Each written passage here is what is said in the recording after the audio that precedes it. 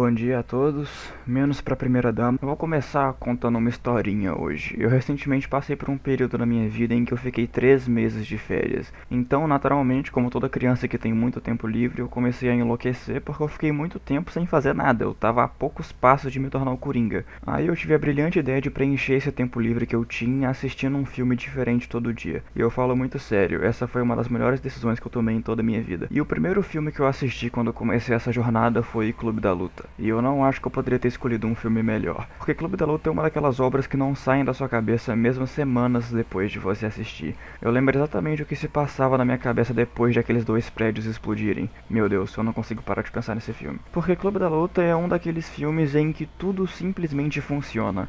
As performances são todas excelentes, a direção é a melhor de toda a carreira do David Fincher, e a história, logicamente, é o pilar que sustenta todos os outros fatores. Mas o que mais me fascina nesse filme é toda a discussão social que ele provoca e as reflexões filosóficas que podem ser tiradas dele, e não são poucas. Então hoje eu vou tentar dar a minha interpretação sobre a filosofia de Clube da Luta.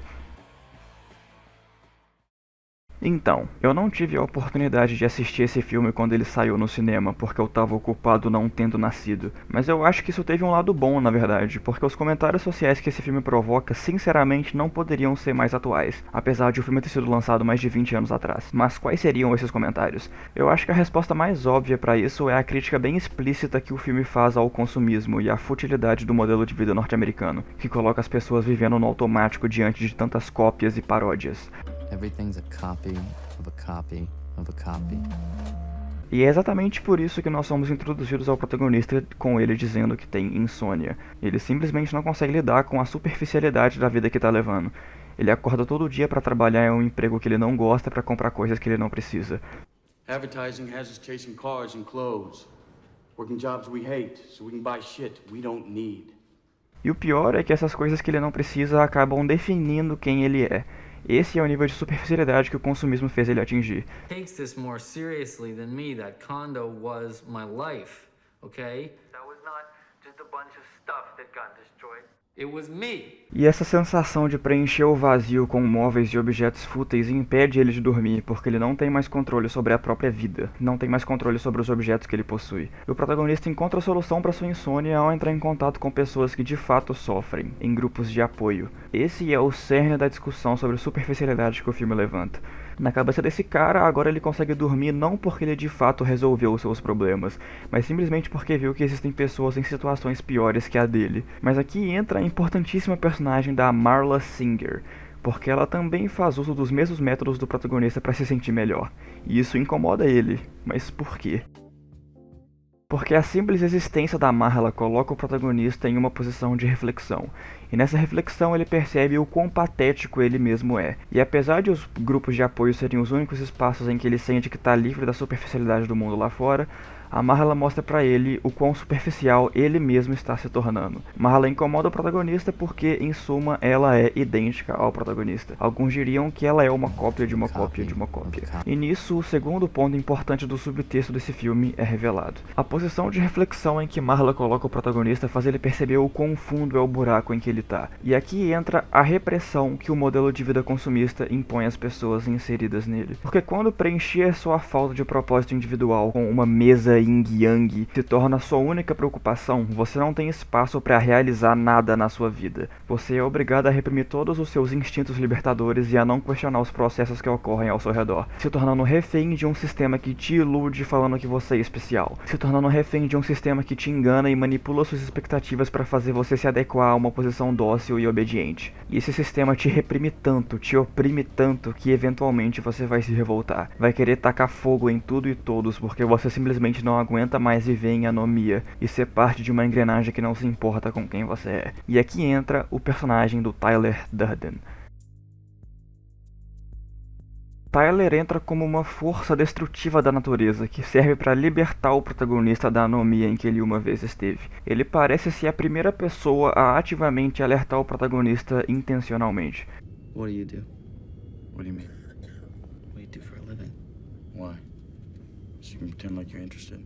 E essa libertação que o Tyler representa é mostrada de várias formas, mas a mais interessante delas, com certeza, é o uso de cores. Enquanto as cores que rodeiam o protagonista no começo do filme são frias, impessoais e suaves como o azul, todas as cores que rodeiam e representam o Tyler são fortes, quentes e representam a natureza de rebeldia que ele personifica. Ele sempre está usando cores como amarelo, laranja e vermelho, justamente para representar o oposto do estado inicial do protagonista. Antes o protagonista estava em um estado extremo de repressão, e o Tyler serve para colocar ele em um outro extremo, o da rebeldia. Enquanto a casa do protagonista é minúscula e cheia de móveis, a do Tyler é gigante e completamente vazia. Enquanto o protagonista reprime, Tyler liberta. E essa é a verdadeira luta do Clube da Luta, a luta interna. Tem esse plano muito bom que representa exatamente essa luta interna que está acontecendo no protagonista, em que ele está no meio de dois quartos, um dominado pela luz azul, da repressão, e o outro dominado pela luz laranja, da rebeldia. Meu Deus do céu, David Fincher. Mas é óbvio que o que realmente faz o Tyler brilhar são as cenas de interação que ele tem com o protagonista. E aqui o caráter libertador que ele tem verdadeiramente se revela. My insurance is probably gonna cover it. So. Things you own end up owning you. E após eles tomarem umas poucas e boas no bar, a força destrutiva de Tyler começa a aparecer. I want you to do me a favor. Yeah, sure. I want you to hit me as hard as you can. I want you to hit me as hard as you can. E eles começam a se autodestruir simplesmente porque sim, porque deu vontade. Why? Why? I don't know why. I don't know. Never been in a fight. You? No, but that's a good thing. No, it is not. Porque tanto ele quanto o protagonista estão com tanta vontade de exteriorizar seus instintos primitivos que foram reprimidos por tanto tempo, que eles decidem fazer isso socando as caras um do outro.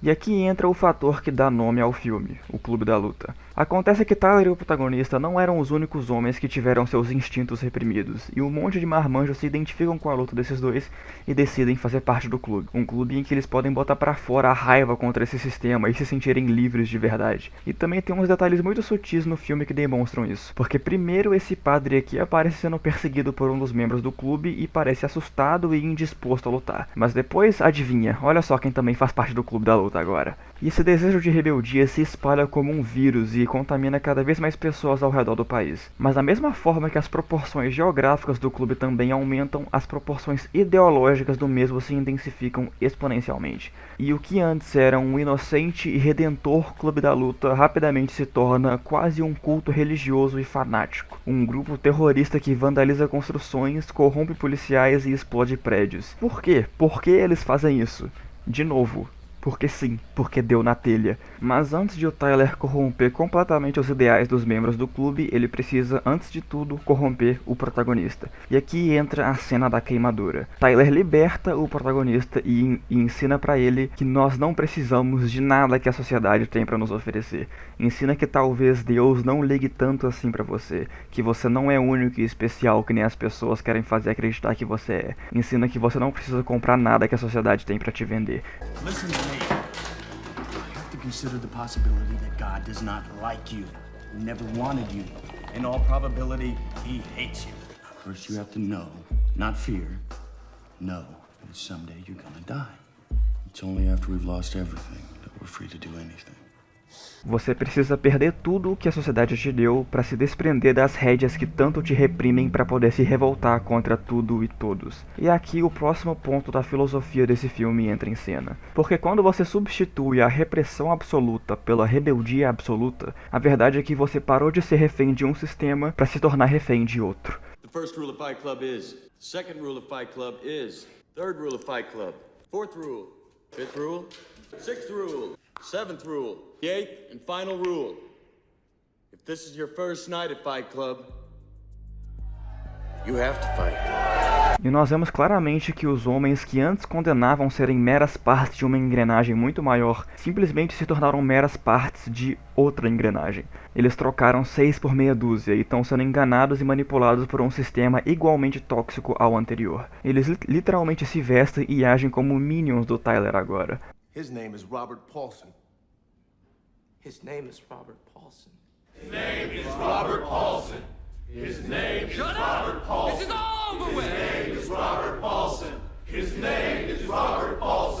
o que mostra que realmente nada mudou.